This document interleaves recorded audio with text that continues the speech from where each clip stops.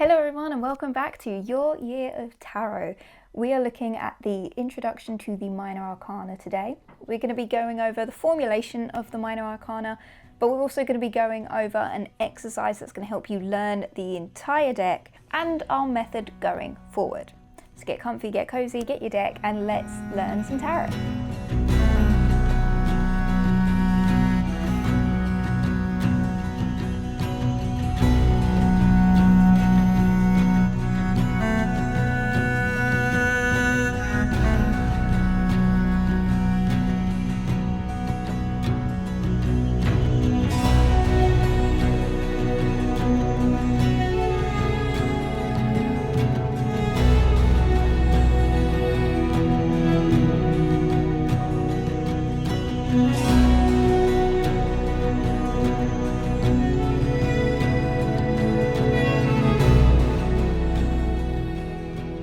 Let's really get into the cards at this point.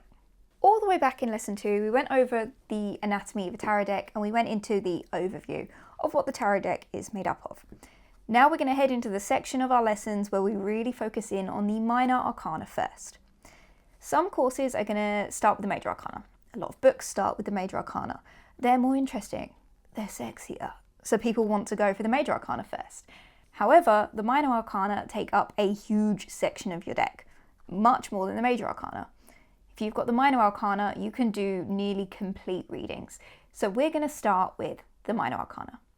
So what's in the Minor Arcana? The Minor Arcana is made up of 56 cards. Compared to the 22 Major Arcana cards, this is a very chunky section of the deck. The Minor Arcana can then be further split into two separate sections. The 1 to 10 pip cards across the 4 main suits, and then the 4 court cards that exist within every suit. For these lessons, I have separated the Minor Arcana pip cards from the court cards, as the court cards are what seem to trip up the most readers, beginners and professionals alike. So we've separated them both in these lessons so that you can really focus in on one section at a time, get to know it really well, get to learn how you learn, and get to know your deck before moving on to the things that can be slightly more complicated. Not that the Minor Arcana is simple at all. There is a lot to learn, and there's a lot that you will still be learning far past this course. But we're going to give you a framework to work with and hopefully get you reading pretty intuitively. The aim at the end of this course is that you don't need to look at the book. You can do for further insight, but we're going to learn in such a way that your intuition is at the forefront and that reading these cards comes a lot more naturally to you. Some of you might be asking, why is it called the Minor Arcana or the Major Arcana? Jean-Baptiste Pitois called it the Lesser or Greater Arcana. Now, Arcana coming from the Latin word arcanum, meaning secrets, so it was the lesser secrets and the greater secrets, and that's how the deck was split. If you remember all the way back from the history of tarot, Jean-Baptiste Atelier, he's the one who changed it from lesser and greater to major and minor. So Minor Arcana is a direct translation to be the minor secrets, whereas the Major Arcana is the major secrets. There is nothing lesser about the Minor Arcana. It's extremely complex. It's an evolving tool, and it's something that changes dramatically between different decks. And that's what makes it so rich and beautiful and exciting and a really lovely thing to learn from. The Minor Arcana can reveal a whole lot about our journey. While in the Major Arcana you'll start looking at overarching themes, in the Minor Arcana is where you really get some detail. And then these cards become incredibly important in our readings because of those extra detailed notes. Just because of the sheer number of Minor Arcana compared to Major Arcana, we can often pull a lot of Minor Arcana in our clarifiers. So when they're combined with the Major Arcana, it gives a lot of clarity and meaning to our readings. So far in our lessons, we've learned that each suit of our Minor Arcana is linked to another element. Air is swords, earth is pentacles, water is cups, and fire is wands. We've also learnt the numbers 1 to 10 in our numerology lesson last week, which is what's going to make up a big part of the meaning of our cards. Throughout this course, I'm using the traditional Rider-Waite-Smith deck, mostly because a lot of modern decks are based off of this one. So if you can get the overall meanings of this, you can apply them to your own deck. But the method that I'm going to teach you is going to let you read your own deck. It's also going to help you learn many other decks moving forward in your own tarot journey. The method I'm going to teach you can apply to any and all decks. So let's get into it. How are we actually going to learn the tarot? What is the method that we're going to use?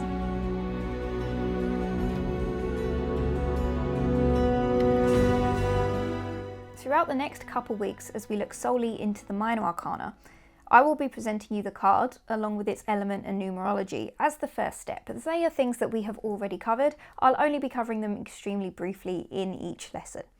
It's more of a reminder as you've already gone over this. As we actually look at the cards, we are going to break each card down into 3 different sections. So, for example, let's look at, we've just got the 9 of Wands here. I've split the deck and picked a random card. We've got the 9 of Wands. The first thing you'll do is you'll pick out the major items of the deck, and then you are going to break those down. So in the 9 of Wands, what can we see? A figure holding a wand, kind of bashed and bruised, horizon off in the distance, 9 wands standing in almost like a fence-like position. That's the major things. We're not looking any deeper than that. That is point 1. Then we'll break down what those mean. Then we look at point 2, which is the nuance in the card. These are all the little minor details that you see when you take an extra look at the card. All the minor details in this, we see all of the wands here clearly made of wood. They've got leaves. They've got green leaves, which means that these are actively growing. These aren't dead pieces of wood that have been carved. There's still something very natural and ongoing and growing about them because of the little leaves. The figure that is looking a bit beaten and bruised and has the head wrap, he's holding onto his wand very tightly. He's looking at the fence behind him. And the scenery behind that, the sky is completely blue. There are mountains and rolling hills, and it looks like he might be standing on concrete. He's wearing a tunic. He's got his sleeves half rolled up. He's clearly working really hard, possibly suffered for his work as well. Which brings us into the third part of breaking down a card. What questions are in it? And this is the most important part. The nuance of the card and the main symbols of the card tell us the overarching themes.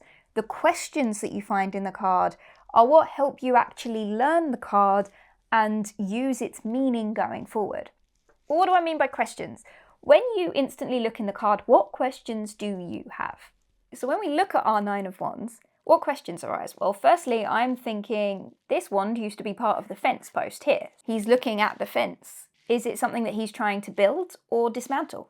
If outside is mountains and blue sky and nature, and if he is standing on concrete, he's standing inside something. So where is he standing? Is he looking at that outside natural world longingly, or is it with fear? How did he get beaten and battered and bruised? Was it in a fight with the fence? Did he injure himself trying to put it up or take it down? Did he fight in defense of it, of that thing that maybe he has built? So there are lots of little questions that come up, and those questions lead to the wider meaning of the card. We're not going to pick apart the rest of this card because we are going to do it in the next couple of weeks. But that is just an example, and you can do this with any card, in any deck, in any art style. So, to summarize, we're going to break all those cards down into 3 parts. The major symbols, the minor symbols or the nuance, and then what questions does it bring up. You can learn a lot of meaning by going through these 3 steps in your card. The homework I'm going to give you this week is a really good practice for this, so make sure you stay tuned, that'll come up in just a second.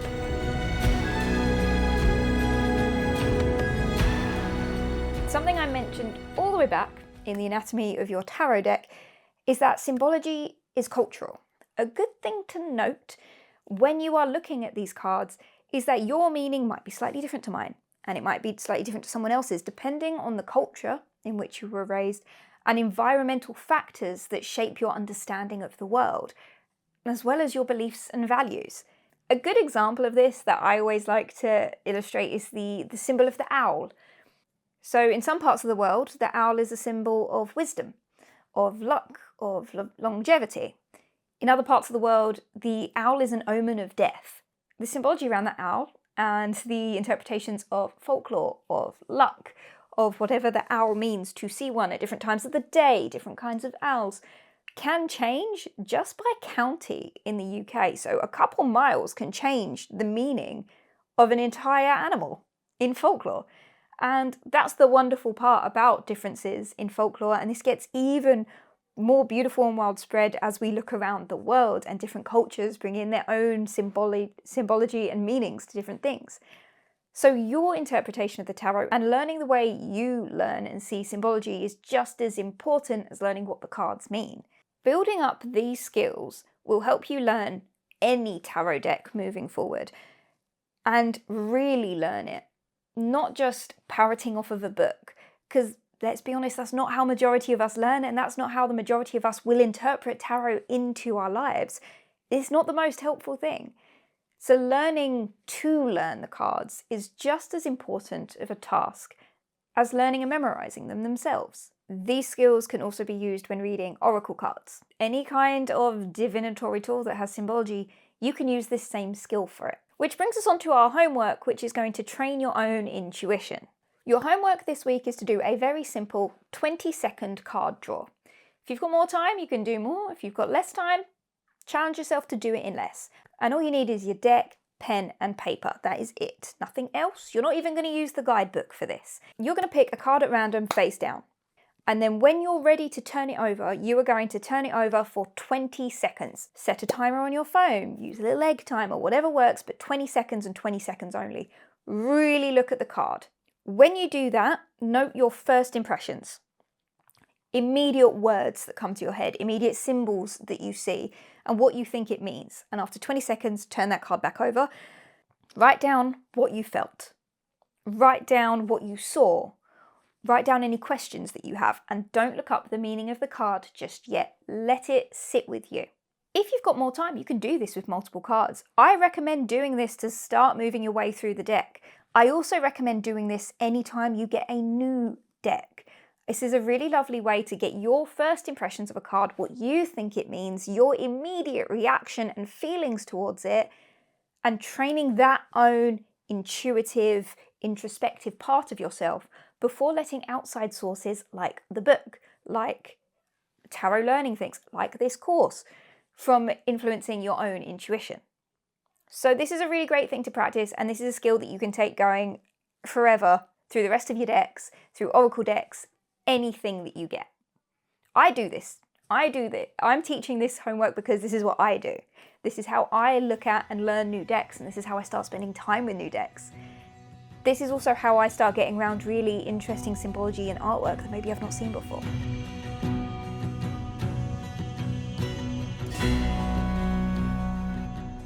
Right now, I'm going to give you an overview of the next couple weeks of what you can expect, what's going to come up, and how we're going to do it. So I've already taught you the method. The method that we're going to be using are breaking a card down into its 3 kind of parts. Our next 4 weeks of lessons, we will be looking at the pip cards of each suit. Then we are going to be doing a minor arcana pip card only reading. And I'm going to show you how to do this. It'll be 2 types of reading, which is I'm going to teach you how to do a single suit reading. Then I'm going to teach you how to do a minor arcana pip card reading. So that's 5 weeks just on the pip cards. Then we're going to be moving on to the court cards. You will have an introduction to the court cards where I go a lot more in depth around what the court cards are, why they're more difficult to learn, what trips people up. Then you will spend a week with every court. You'll meet the Court of Swords and the Court of Cups before doing a court card only reading and a full minor arcana reading. You are going to be spending a good couple months just on the minor arcana, and you are going to get to know it really well. And in this time, you will learn how you learn. The most comfortable way for you to learn the cards, your own experience of symbology, what works for you and what doesn't. Because when we move into the major arcana after all of that, the cards get a lot more complicated, a lot more layered, a lot more nuanced. The major arcana are beautiful and fun, and yes, they are sexy cards. We love them. They are big overarching themes that can teach us a hell of a lot. So I want you to go into them fully prepared and already ready, already understanding how you learn, so that it feels way less overwhelming and you can start unpicking them with confidence and ease. So be prepared for the next couple months on just the minor arcana. if you're following along with these lessons, what I recommend that you do is separate your major and minor arcana. It will make your learning a little bit easier, but it's completely optional. So if you do the homework, let me know how it feels to really test your own intuition. Is it uncomfortable? Does it flow naturally? Do you get a different meaning than you thought you were going to get? Did you get a feeling that was unexpected? And I will see you next week, where we're going to go in depth and break down the Suit of Swords. Bye guys.